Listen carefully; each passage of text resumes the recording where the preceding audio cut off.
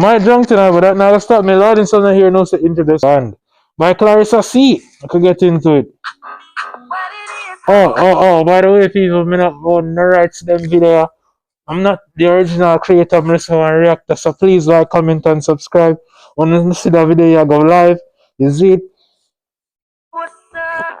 Paramore has some deep lore, like real soap opera level history, and it's wild to think they've been around since the early 2000s. If you ever wanted to take a trip down context as to why the fuck watch a video. I couldn't really care about that. No, I just one shot. Anyway, more yap.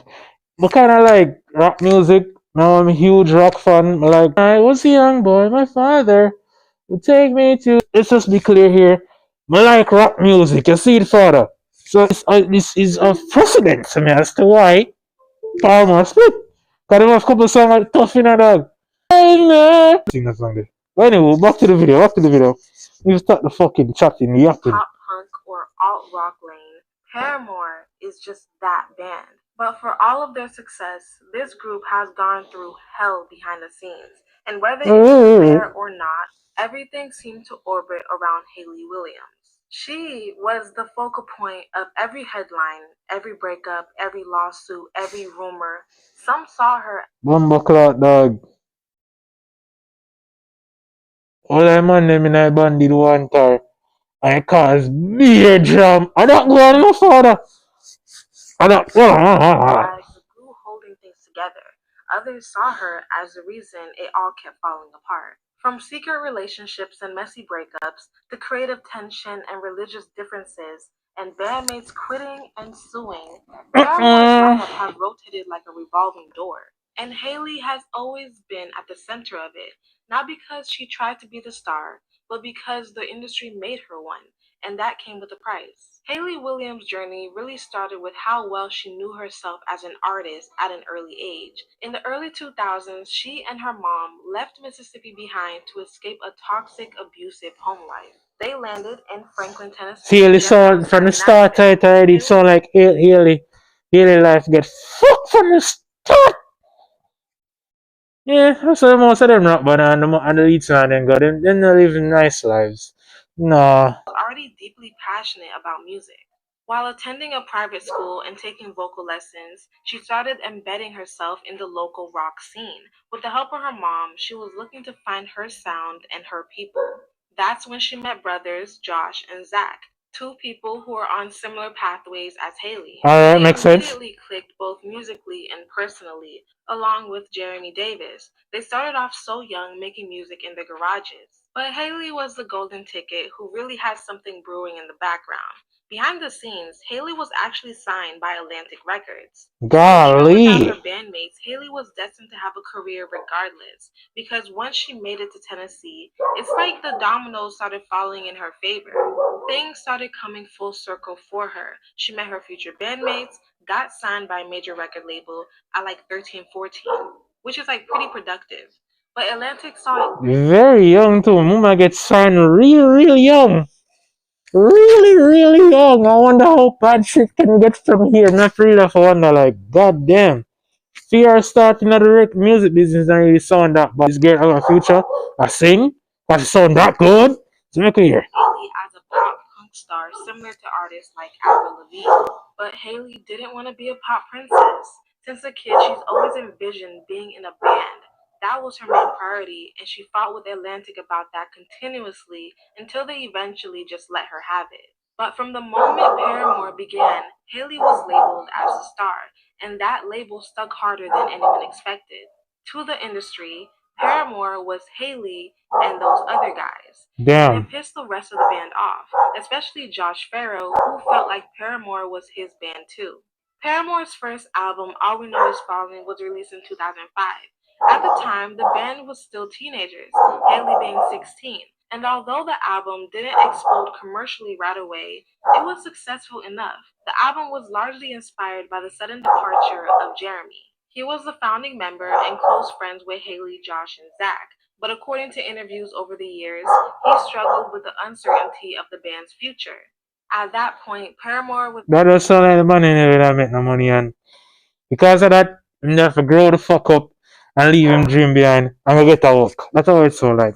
Basically, him go get a work. You see, get a work, John Crow. Major budget, no big hit, and no guarantee of success. With Jeremy being Nothing in our life he had a guaranteed, dad, father. but he wasn't even that old. He was only like 19, 20.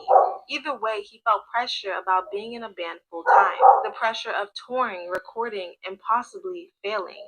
It felt too overwhelming for him. Jeremy left because he just wasn't sure he wanted that life. His exit hit the band really hard. Hayley described it as a betrayal, not just musically, but also personally, because he quit right before recording began. So the empty red couch on the album cover represented that absence. They had the singles All We Know and Conspiracy. What the public didn't know back then was that Hayley and Josh were secretly dating throughout the time. Oh God, Father God. No, this is where things start to get,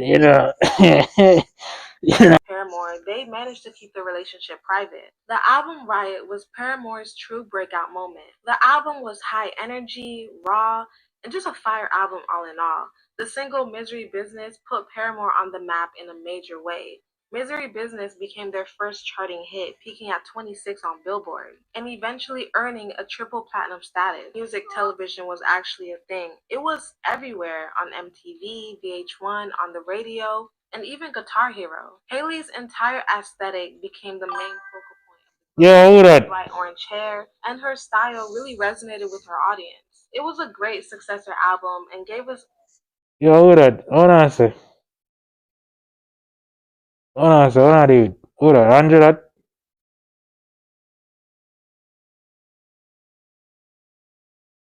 No, no, look. and that's what you get.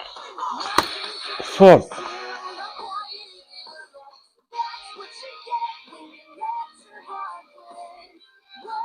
The success for Riot only intensified the tension brewing within the band.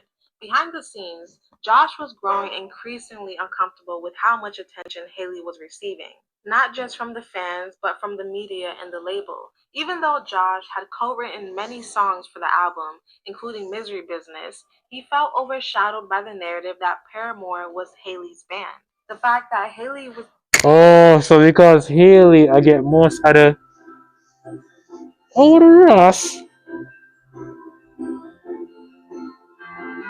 No. So no. positioned as a sole creative force when in his In mind, bad mind. Paramore was So basically, the man bad mind him girl. And him do want more credit for him work. Okay. to be a team. To make matters worse, Hayley and Josh's romantic relationship was falling apart, quietly but painfully. While they never made it public at the time, their breakup during the Riot era was messy. Some fans believe that the lyrics on Riot reflected the unraveling of their relationship. The rest of the band was caught in the middle.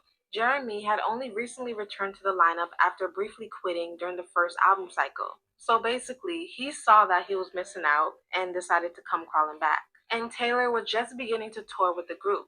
The band was rising fast, but the foundation was still a little shaky. Constantly touring and being around each other stopped being as fun as they thought it would be. But musically, Dog, you know, one point in my life, my dream for have a rap band. But yo, that shit sound like one mega fucking drama work, my bro. Like, Sandra.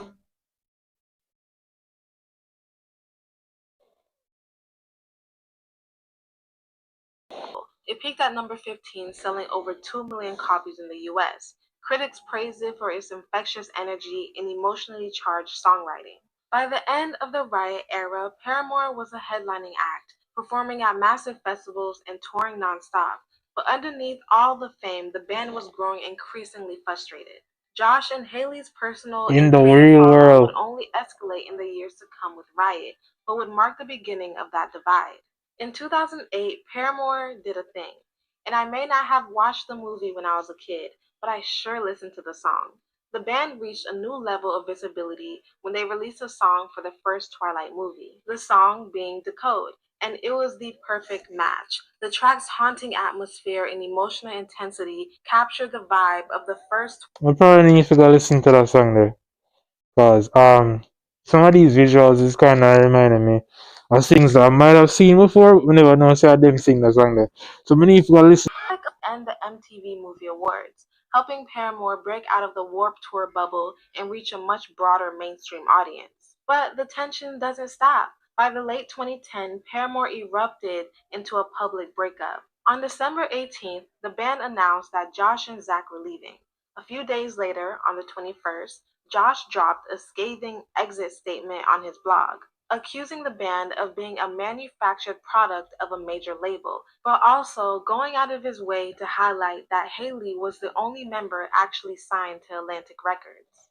A year prior, Yeah, that fuck up. Like, it means that she alone gets signed to the record.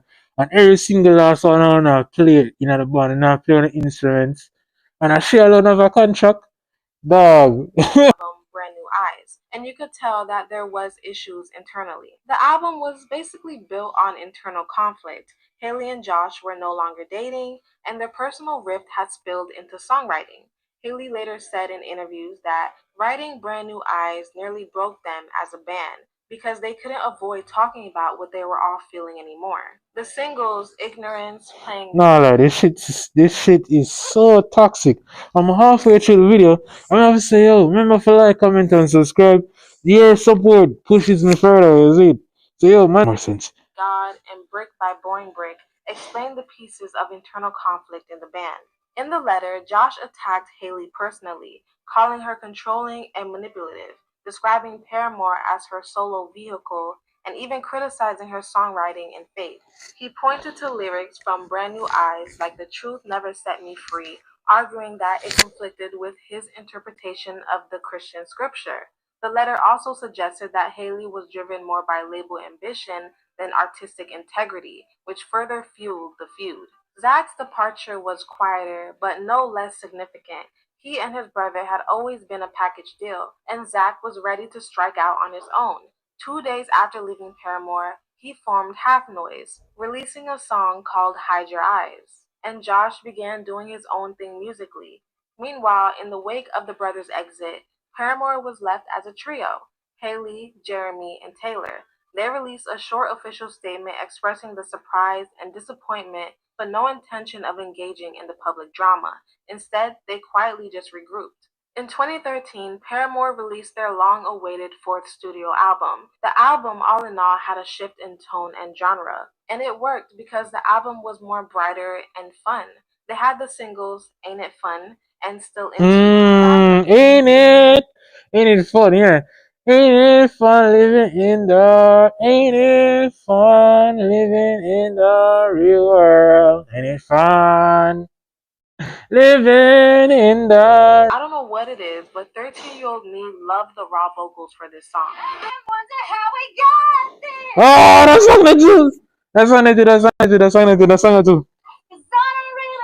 Had all after all this time, I'm still into you. Yo. Two singles were just a massive success. Ain't It Fun earning them their first Grammy Award, and the album debuted at number Oh. one. Even with all the success, the group members were still having issues. Jeremy, who had already left once before during the band's early years, left the band again in late 2015. This time, it wasn't quiet. In early 2016, Jeremy filed a lawsuit against Hayley and Paramore's business entity. He claimed that he was unfairly denied ownership and royalties for his contributions to the self-titled album. According Dog, that's some fucker. That's all right, man. You imagine you devote yourself, you devote time, resources, your talent. the bulk of the album's songs and deserved a larger share of the earnings. Paramore, now legally operating under Hayley's name as the sole owner of the business, denied his claims and maintained that Jeremy was compensated fairly for his role, not a co-creator. The lawsuit was dragged into 2017 and was ultimately settled out of court in spring, just before the band was set to release After Laughter, another example of a close friendship and bandmate relationship turning into a business dispute. During all of this, Hayley was going through marital issues. She had married Chad Gilbert of Newfound Glory in 2016 after years of dating, but the marriage quietly fell apart. In 2017, Hayley announced their separation in a heartfelt but vague Instagram post. What the public would learn later, through their interviews and her solo music, was the collapse of her marriage wasn't just emotionally devastating, it triggered a serious mental health spiral. Haley began to suffer from depression, exhaustion, and what she later described as an identity death. She felt disillusioned with the music industry and deeply isolated as the face of Paramore, and she was haunted by the feeling that no matter how much she tried to push the Paramore is a band. Alright, so she just sound like she a mad out now because so much people live on her case now because it's mental illness. On your own shoulder. All you Be seen as a solo act. And then the departure of Jeremy only deepened that feeling. In early 2016, after years of uncertainty and legal wrangling, Paramore welcomed back an original member, Zach Farrow. As I said previously, Zach had left alongside his brother Josh in 2010, but rejoined during sessions for the new album. He described the reunion as deeply emotional, saying that he had no identity anymore, that being in the studio together felt like they hadn't skipped a beat. After Laughter was released in 2017, and the album embraced an infectious 80s sound, with the single Hard Times and Rose Colored Boy.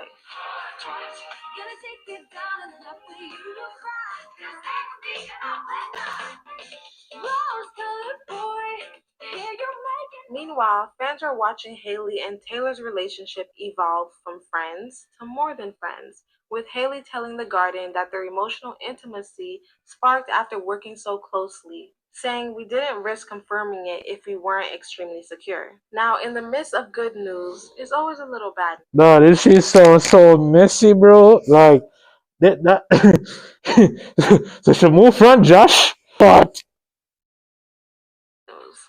Zach's stance on the band's values, especially when his brother Josh began making public homophobic statements. In late 2020, Josh came under fire after screenshots surfaced from his public Facebook page revealing a series of homophobic comments. In one post, he allegedly compared the man lick up and bottom and the LGTV people them like John. I don't know, but sometimes I think PDF Y'all know I can't say the word, calling both terms perversions. His profile also appeared to show support for Donald Trump, as he liked several pro-Trump posts. The backlash was pretty swift, and fans widely condemned his views. The band later reaffirmed their strong support for the LGBT community, clearly distancing themselves, and his brother following along, distancing himself also, reaffirming Paramore's commitment to inclusivity. After Laughter wrapped, and Paramore quietly disappeared from the spotlight, and for a while, fans were actually unsure if the band was done for good. But behind the scenes, Hayley was beginning a deeply personal transformation. She took time off to focus on her mental health, attend therapy, and process the years of burnout, grief, and unresolved tension. Not necessarily just from the music, but just the industry in general, and from her personal life. She later said that for the first time in years, she wasn't sure who she was outside of Paramore. The soul search ended up in two solo albums for Hayley, Petals for Armor and Flowers for Vases, with critics praising her for raw honesty. Meanwhile, the band continued to remain low-key, Zach focusing on his solo project Half Noise, and Taylor continued collaborating quietly in the background. But by late 2021, whispers of a Paramore reunion started circulating, and they made it official. In 2023, Paramore released their long-awaited sixth studio album, This Is Why, their first in 6 years. The album was a sonic evolution, critics praising it as a grown-up version of Paramore. From being teenagers to now adults, whatever's left of Paramore has grown and reflected each chapter of their lives. it's not the man named Mellow no. Less drama. They make the title just make it so like say the man he crumble up like he's a damn lost crackers.